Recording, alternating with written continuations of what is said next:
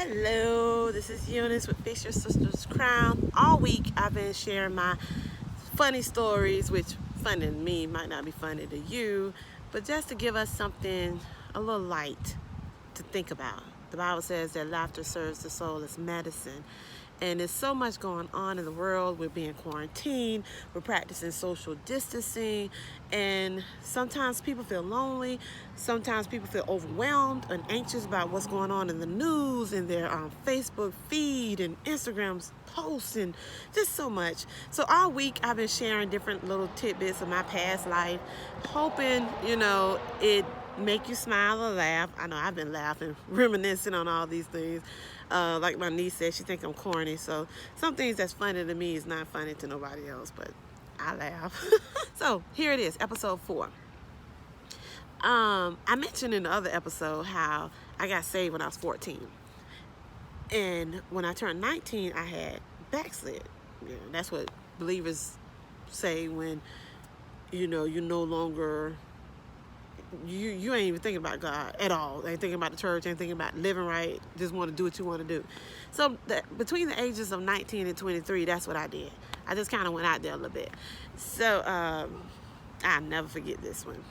So I decided that I wanted to go see Biggie Smalls. I was didn't know many of Biggie's songs, but so, I was feeling Biggie. I love it when you call me Big Papa. Throw your hands in the air if you're the true player.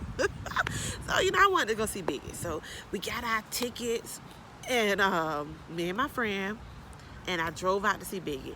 Biggie came to, I think it was called, I can't remember the city, but Miami, there's an island, actually. You kind of off from Miami. I think it's called Miami Isles or something. I can't remember. But you kind of drive over the bridge to get to it. So we decided we was going to do that. It was like an hour drive. So we get there, and I'm all excited. Big Papa, Biggie Smalls. There's just so many people there. Whatever, we getting excited. Like, yay! Crowd all jumping up, running. And we go to get inside. All of a sudden, people just take off running. And I'm like, why everybody? Sometimes when things happen, the realistic part of what's happening don't catch up with you. There's a small phase, merely of a second, where you think like, what's going on? People start running. And then there's one girl like, they shooting. And so I'm trying to find my friend. I'm like, oh my God, what? I'm calling her name out, trying to find her in the crowd. That heifer left me. She had started. I'm the only idiot standing there trying to say, well, what's going on? When she saw people running, she took off running. She could at least gave her sister a heads up. So I'm like, where is she? She was already at the car. So I'm running. I caught up, got in the car, we pulled off. And I was like, why you didn't grab me? Why you didn't say something to me? You the one that's standing there looking all crazy. When you see people run, you run. So I learned that day. Never try to figure out why someone is running.